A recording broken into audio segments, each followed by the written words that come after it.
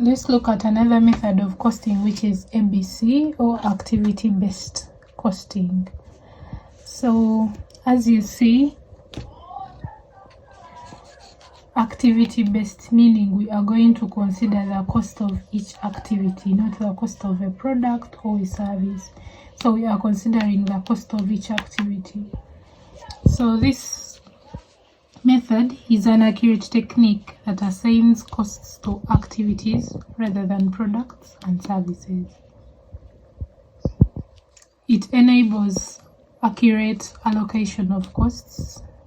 It also generates useful information on how much is spent on different activities to make a product or a service. So this method considers activities, the cost of a particular activity, and not the cost of the whole product or service. So the terms that are used in ABC, we have the resource, whereby we have people and machines. Those are the resources. Then the resource driver, it is the measure of frequency and the intensity of the demands that are placed on the resources by the activities. Then the activities themselves, they are the processes that are performed by people and machines. Then the activity drivers, the measure of frequency and intensity of demands placed on activities by the cost objects. Then the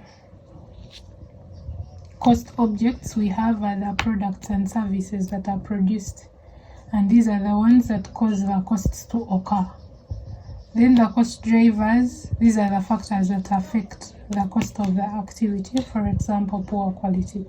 So these are the terms that we use in ABC: resources, resource driver, activities, activity driver, cost, and then cost drivers. Yeah, so let's look at the steps that we use when implementing the ABC method.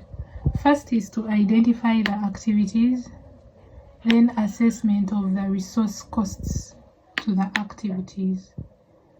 How much resource costs that are needed to carry out a particular activity. Then identification of the cost drivers for each activity.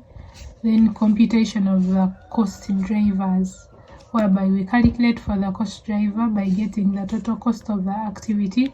We divide by the cost driver units. Then lastly, we charge the cost to cost objects using the cost driver rates. We are going to see this practically, but those are the steps. So let's look at the advantages of ABC. First is that it leads to proper product profitability analysis and informed pricing. Like, you can easily analyze the profits that the product is generating and the prices of the product. It can be used in cost reduction as it provides insights to casual factors which managers can analyze. Then it can be applied in all retail, service, and manufacturing entities, so it doesn't discriminate. It enables managers to identify value addition activities, like what they can do to add value to the products. Then it improves operation efficiency. Then it enhances decisions through providing meaningful cost information. Then the disadvantages is that the operating system of ABC is costly. Then the system is quite complex and demanding.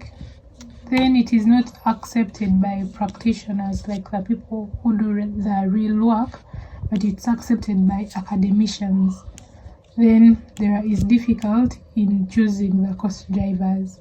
So that is like the introduction to ABC. We are going to be having an example in the next video.